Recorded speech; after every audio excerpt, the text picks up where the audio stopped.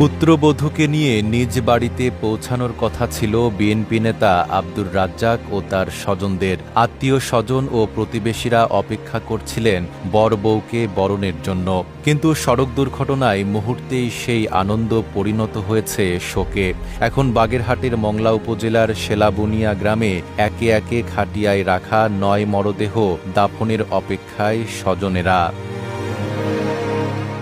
জানা গেছে, নববধূকে নিয়ে বাড়ি ফেরার পথে ১২ মার্চ বৃহস্পতিবার বিকেলে খুলনা মংলা মহাসড়কের বেলাই ব্রিজ এলাকায় নৌবাহিনীর একটি স্টাফ বাসের সঙ্গে নবদম্পতিকে বহনকারী মাইক্রোবাসের মুখোমুখি সংঘর্ষ হয়। গরমে আরাম নিয়ে হবে না হাহুতাশ, ঘুরলে পরে ওয়ালটন ফ্যান বাতাস আর বাতাস। এতে বর কনে ও ২ পরিবারের সদস্য সহ মোট ১৪ জন নিহত হন।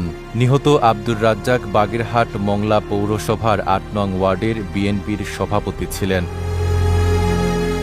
নিহতদের মধ্যে রয়েছেন বর আহাদুর রহমান সাব্বির, কনে মার্জিয়া আক্তার মিতু, কনের বোন লামিয়া, নানি আনোয়ারা বেগম, দাদি রাশিদা বেগম, বরের বাবা স্থানীয় বিএনপি নেতা আব্দুর রাজ্জাক, আঞ্জুমান, পুতুল, ঐশী, গাড়ি চালক নাইম শেখ, শিশু ইরাম, সামিউল ও আলিফ।